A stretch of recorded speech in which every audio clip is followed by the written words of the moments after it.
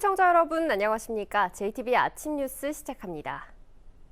현재 서해안과 산간 내륙을 중심으로 안개가 짙게 끼어 있습니다. 낮에도 연모나 방모가 끼는 곳이 있겠습니다. 전북은 오늘 대체로 맑겠습니다. 낮 최고 기온은 12도에서 14도로 어제보다 높아 비교적 포근하겠습니다.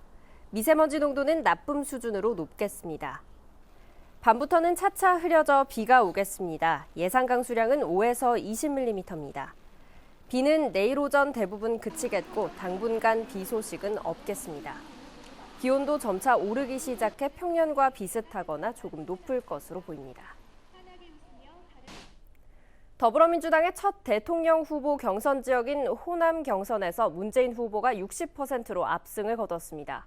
최대 승부처로 꼽히는 호남에서 승리하면서 문재인 후보는 대세론을 확인했습니다. 보도에 송창용 기자입니다. 제3기 이변은 없었습니다. 문재인 후보가 더불어민주당 호남 경선에서 압도적으로 승리했습니다. 문 후보는 지난주 투표소 투표와 ARS 전화, 그리고 경선 연장 투표 등을 더한 전체 표 23만 6천여 장의 60.2%를 얻어 1위를 차지했습니다. 안희정 후보는 20%를 득표했고 이재명 후보는 이보다 조금 적은 19.4%를 차지했습니다. 문 후보는 호남에서의 지지를 바탕으로 정권 교체에 성공하고 호남을 가장 중요한 국정운영 파트너로 삼겠다고 말했습니다. 호남의 일자리를 가장 많이 만들어낸 대통령 문재인, 호남 경제를 부흥시킨 대통령 문재인, 반드시 그렇게 평가받겠습니다. 앞서 문 후보는 안희정 후보와 이재명 후보의 집중 견제를 받았습니다. 안희정 후보는 자신이 호남에만 기울어진 민주당의 고립 구조를 깼다며 우클릭이 아닌 뉴클릭을 통해 정쟁의 역사를 끝내겠다고 약속했습니다. 이 길은 김대중과 노무현 그 미완의 역사를 완성하기 위한 민주당의 젊은 후손 저 안희정의 길입니다. 이재명 후보는 민주당의 어느 후보가 돼도 정권 교체가 되지만 자신만이 야권 연합을 통해 대한민국을 제대로 바꿀 수 있다고 주장했습니다. 50%의 국민들이 겨우 5%를 나눠 갖기 위해서 아등바등해야 하는 나라, 이 불평등한 나라 이제는 끝내야 하지 않습니까, 여러분? 그러나 이러한 견제 속에서도 문 후보가 1등을 차지하면서 문 후보는 대세론을 굳힐 수 있게 됐습니다. 초반 기세를 확실히 잡아 남아있는 세 차례의 경선에서 승리할 수 있는 기반을 마련했다는 평가입니다. 민주당은 마지막 순회 투표일인 다음 달 3일에 최종 후보를 선출하고 과반 투표자가 없으면 결선 투표를 거쳐 8일에 확정합니다. JTBC 뉴스 송창용입니다. 호남의 선택은 당초 예상대로 민주당 문재인, 국민의당 안철수였습니다. 두 후보 모두 득표율 60%를 넘겨 대선에서 맞붙을 가능성이 커졌습니다. 될 사람을 밀어주는 호남의 전략적 선택이 이번에도 확인됐습니다. 김철 기자가 보도합니다. 문재인 더불어민주당 예비후보와 안철수 국민의당 예비후보가 대선 전초전인 호남 경선에서 웃었습니다. 그것도 상대방을 크게 눌렀습니다. 두 예비후보의 호남 득표율을 보면 민주당 문재인 60%, 국민의당 안철수 64%입니다. 두 예비후보는 이변이 없는 한 대선 본선에서 맞붙을 것으로 보입니다. 어떤 공격에도 무너지지 않을 후보, 태산같이 든든한 후보. 여러분 누구입니까? 가장 완벽하고 가장 확실한 정권 교체 누구입니까? 표를 얻기 위해서 했던 정계 은퇴 약속도 지키지 않았습니다. 선거 때만 호남의 지지를 얻으려는 사람 뽑아서는 안 됩니다. 한 번 속으면 실수지만 두 번 속으면 바보입니다. 호남 민심은 이번에도 대통령이 될 가능성이 큰 후보를 밀어주는 이른바 전략적 투표를 냈습니다. 본선에서도 이런 전략적 선택이 이어진다면 문재인 예비 후보가 유리하지만 국민의당의 호남 바람이 변수입니다. 국민의당 호남 경선에 9만 명이 몰리면서 흥행 바람이 불었기 때문입니다. 그래서 문재인 대세론 쪽에 묻혀 있었던 안철수 또는 국민의당의 지지자들이 대거 현장으로 몰려 나오신 것이 아닌가. 더불어민주당은 내심 긴장하고 있지만 대세론에 문제가 없다고 맞서고 있습니다. 국민의당에서도 열심히 노력한 결과라고 생각합니다. 그러나 저희 더불어민주당은 제1의 지지를 받는 정당으로서 준비된 후보가 있습니다. 국민의당은 선거 막판에 바른정당과 연대해 민주당 대선 후보를 위협할 것으로 예상됩니다.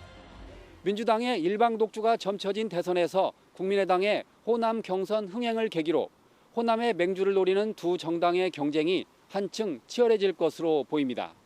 JTB 뉴스 김철호입니다. 문재인 후보 지지 모임에 대학생을 동원하고 음식물 등을 제공한 혐의로 대학 교수 등이 검찰에 고발됐습니다. 교육부도 진상조사에 나섰습니다. 권대성 기자입니다. 지난달 12일 전주에서 문재인 전 대표를 지지하는 새로운 전북 포럼 출범식이 열렸습니다. 이날 출범식에는 우석대학교 학생 172명이 참석했습니다. 이들은 행사에 참석한 뒤 한 사람당 3만 6천 원짜리 점심을 먹고 7천 원 상당의 영화를 봤습니다. 전라북도 선거관리위원회는 학생을 동원해 음식물과 영화표를 제공한 것이 공직선거법상 기부행위 제한 규정을 위반한 것으로 보고 이 대학 교수 최모 씨 등 4명을 검찰에 고발했습니다. 참석 학생들에게 1인당 3만 6천 원 상당의 음식물을 제공하고 7천 원 상당의 영화 관람을 하게 하는 등 총 505만 7천 원 상당의 기부 행위를 한 혐의가 있습니다. 해당 교수는 기부 행위가 아니라며 혐의를 부인하고 있습니다. 우석대는 해당 학과가 현장 체험 프로그램의 일환으로 학생들을 참석시켰고 식비 등은 학과 사업 경비와 학과 관계자들이 나눠낸 돈으로 부담했다고 해명했습니다. 또 교수가 자신의 지위를 이용해 정치 행사에 학생들을 동원한 것은 상식 밖의 일이라며 진상조사를 통해 잘못이 드러나면 엄중 문책할 계획이라고 밝혔습니다. 교육부도 사실 확인에 들어갔습니다. 해당 학과는 지난해 특성화 사업 명목으로 4억 4천만 원의 국가 예산을 지원받았는데 이 예산이 적절하게 쓰였는지 살펴볼 계획입니다. JTB 뉴스 권대성입니다. 지난해 전북에서 승강기 2만여 대 가운데 무려 600여 대가 운행 정지 명령을 받은 것으로 드러났습니다.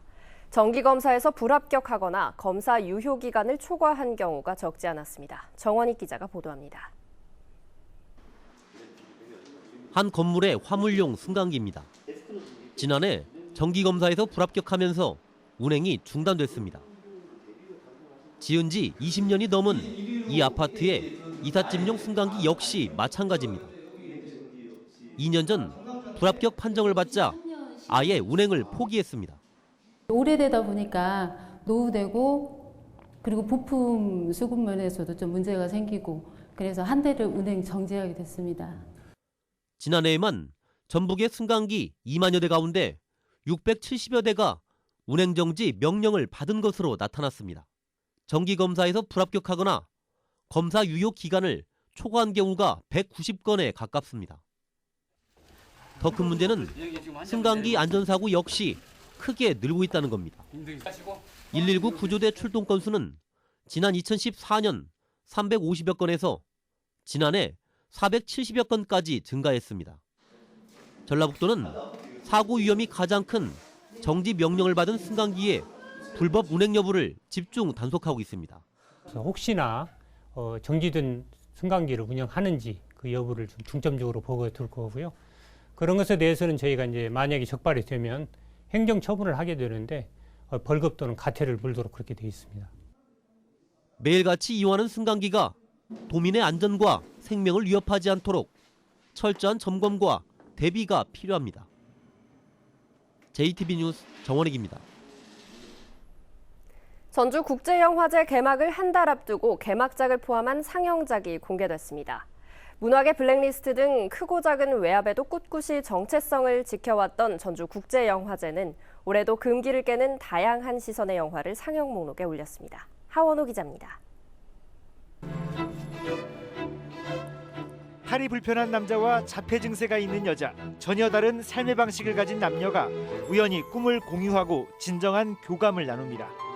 헝가리 일디코 예네디 감독의 신작으로 올해 베를린 국제영화제에서 황금 곰상을 수상한 작품입니다.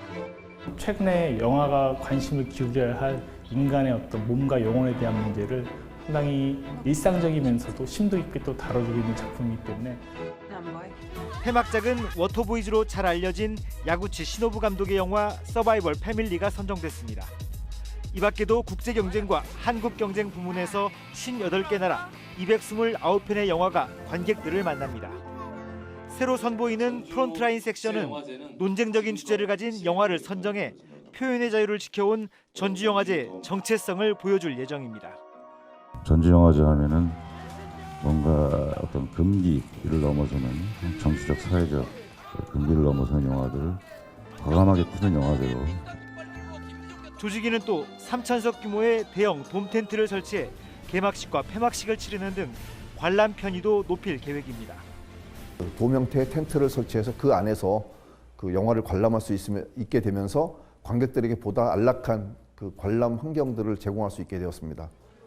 축제 기간 중에는 영화 포스터 전시회 등 다양한 부대 행사가 열리고 남부시장 청년몰에도 매표소를 설치해 축제 공간의 확장을 꾀할 계획입니다. JTB 뉴스 하원호입니다. 익산시 황등면의 한 유경종개 농가에서 AI 항원이 검출돼 방역당국이 18,000마리를 살처분했습니다. 전라북도는 또 반경 10km 내 가금류 사육 농가에 이동 제한 조치를 내리고 소독 등 방역을 강화하고 있습니다. 지난해 11월 이후 전북에서 발생한 AI는 모두 46차례로 지금까지 모두 483만 마리를 매몰했습니다. 이는 역대 최고인 2008년에 542만 마리에 이어 두 번째로 많은 수치로 양계 농가의 피해가 갈수록 커질 것으로 우려됩니다. 전주시가 전주천과 삼천 등 하천 산책로에서 전동기 운행을 통제하기로 했습니다. 이를 위해 하천 산책로 주요 구간 10곳에 안내판을 설치하고 관리 인력을 배치해 진입과 운행을 통제합니다. 또한 경찰에 단속을 요청했다면서 적발 시에는 범칙금 4만 원이 부과된다고 밝혔습니다. 쌀 우선지급금 환급 절차가 본격적으로 시작된 지 3주가량 지났지만 농민들이 환급을 거부하면서 환급률이 11%대에 그치고 있습니다. 농림축산식품부에 따르면 전북의 우선지급금 환급률은 11.4%로 전국 도지역에서 가장 낮았습니다. 정부는 지난해 가을 농민들로부터 공공비축미를 사들이면서 전년 쌀값의 92%가량을 우선지급금으로 먼저 지급했지만 쌀값이 그 이하로 떨어지자 최근 차익을 환수하고 있으며 농민들은 정부 정책 실패로 쌀값이 폭락했다며 환급을 거부하고 있습니다.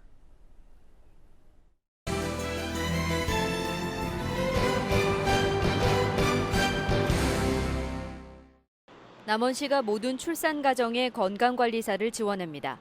건강관리사는 5일에서 25일까지 지원받을 수 있고 영수증을 제출하면 본인 부담금의 90%를 환급받을 수 있습니다. 완주군 대한민국 술테마박물관이 오는 6월 25일까지 와인 전시회를 개최합니다. 전시회에서는 세계 여러 나라의 와인과 제조도구 등이 선보입니다. 장수군이 건조한 봄철을 맞아 국가지정 문화재로 목조 건물인 장수향교에서 합동 소방훈련을 실시했습니다. 장수군은 문화재로 지정된 목조 건물들에 소화기 60대를 추가로 비치할 계획입니다. 임실군 보건의료원이 영농철을 맞아 진료 시작 시간을 30분 앞당깁니다. 임실군 보건의료원은 다음 달 1일부터 외래 진료를 오전 8시 30분에 시작하고 물리치료사도 2명을 배치합니다.